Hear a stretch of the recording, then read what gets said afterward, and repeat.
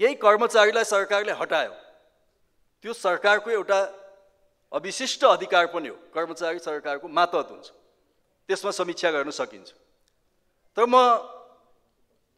Comrade प्रचण्डलाई भन्न चाहन्छु, तपाईले त प्रधान सेनापति नै हटाउनु भएको थियो त। एकपल्ट सम्झिनु त, प्रधान सेनापतिलाई कसरी हटाउनु हो? एकपल्ट सम्झिनु त, अस्तिकै कार्यकालमा काम गरेको मुख्य सचिवलाई हटाउनु भयो, तर एउटा हुँदै नभएको राष्ट्रिय सुरक्षा सल्लाहकार पोस्ट खडा गर्नुभयो, अनि अर्को को मुख्य सचिव ल्याउनु थियो तपाईले। यस्ता त गर्नुभयो त तपाईले। अनि केपी ओलीको सरकारले एउटा सहसचिवलाई हटाएकोमा यति ठुलो चिन्ता, तपाईको मुटुमै गोली लागे जस्तो किन भएको छ? यो त मुटुमै गोली लागे जस्तो भइरहेको छ के उहाँलाई। एउटा सहसचिव लेभलको कर्मचारी हो, सरकारसँग उसको ट्युनिङ मिलेन, उसको एउटा बन्दोबस्ती भयो। प्रधान सेनापति हटाए जस्तो कुरा त होइन, मुख्य सचिवलाई जगडामा लगेर राखे जस्तो कुरा त होइन त्यो। यस्ता खालका व्यथितिहरू आफ्नो पालामा पर्याप्त भएका छन्, एकपल्ट सम्झिनु होला। शिक्षकहरू फेरि सडकमा आउनेछन्, विपक्षी दलको नेताको चेतावनी छ। शिक्षकहरूलाई सडक नछोड, म छु भन्नुभयो। जुन सम्झौता शिक्षक महासंघ र सरकारको बीचमा भयो, त्यो 10 दिन अगाडि हुन्थ्यो, 10-15 दिन अगाडि हुन्थ्यो। उहाँहरू जस्ता नेताहरूले उक्साहटले होला शिक्षक साथीहरू पनि बस्नुभयो। आखिर त्यही सम्झौता त बन्यो।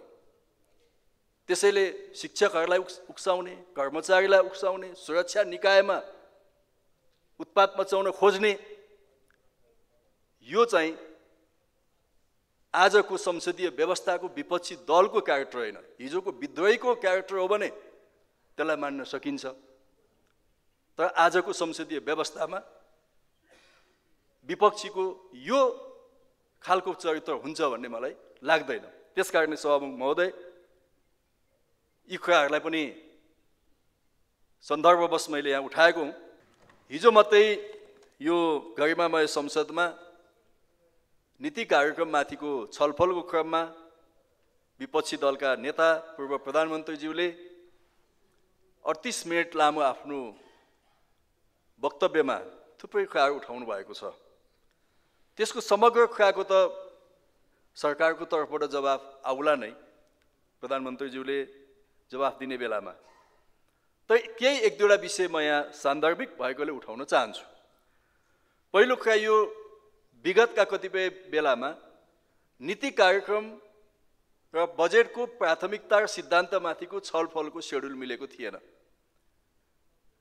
बजेटको सिद्धान्त र प्राथमिकतामाथि पहिले छलफल गर्ने, अनि नीति कार्यक्रम प्रस्तुत गर्ने, यो चाहिँ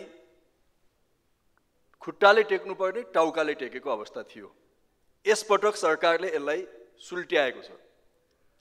टाउकाले टेकेकोलाई खुट्टाले टेकाइदिएको छ। नीति कार्यक्रम पहिले आएको छ, यसमा हामी छलफल गर्छौँ, संसदका सुझावहरू सरकारले सुन्छ, त्यसअनुसार बजेटमा सम्बोधन गर्नुपर्ने विषयहरू सम्बोधन हुन्छन्। यो नै मेरो विचारमा सुल्टो बाटो हो भनेर म भन्न चाहन्छु। त्यस्तै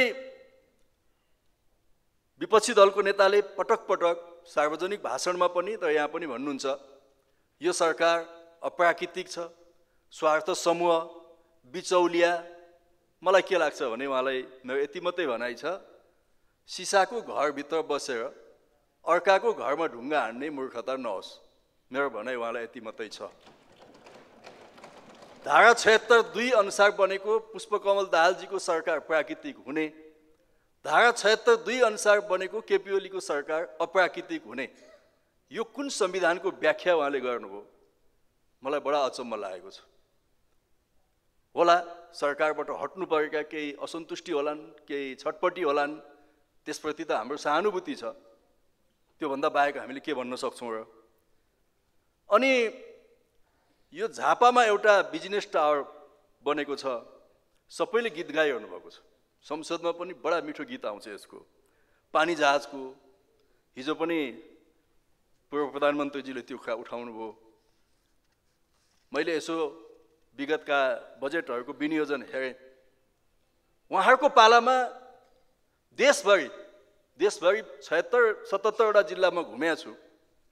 चाहे त्यो लिबाङ भन्दा माथिको सातो बाटो होस् अथवा कालीकोटको माथि डाँडामा होस्, भिउटार खडा भएको छ। कसले बनायो भनेर सोधेको माओवादीले। बाटै पछि 2-4 किलोमिटरमा शहीद गेट छन्, फलानु ब्रिगेड कमान्डरको स्मृतिमा, फलानुको स्मृतिमा। उहाँहरूप्रति मेरो सम्मान छ।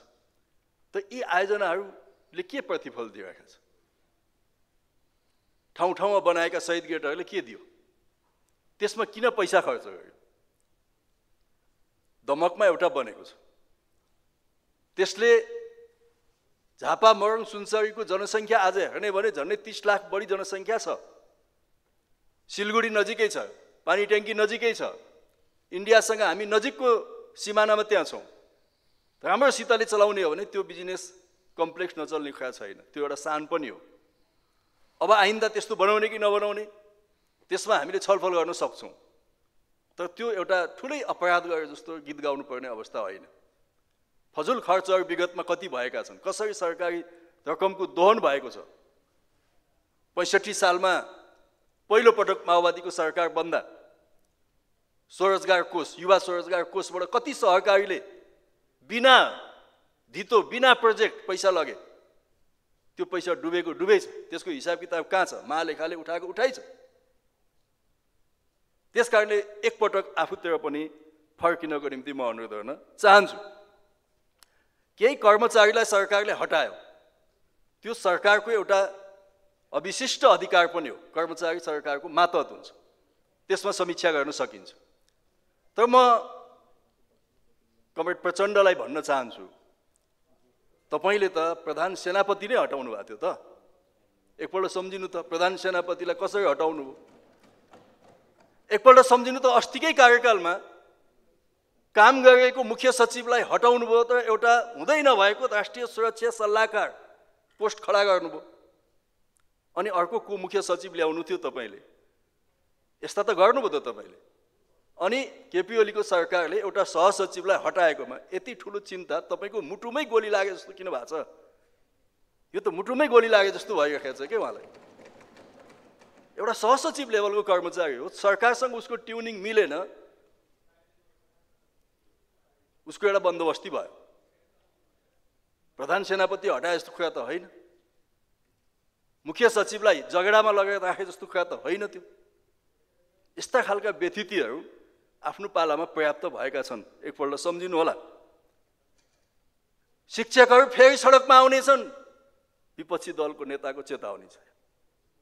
शिक्षकहरूलाई सडक नछोड, म छु भन्नुभयो। जुन सम्झौता शिक्षक महासंघ र सरकारको बीचमा भयो त्यो 10 दिन अगाडि हुन्थ्यो, 10-15 दिन अगाडि हुन्थ्यो।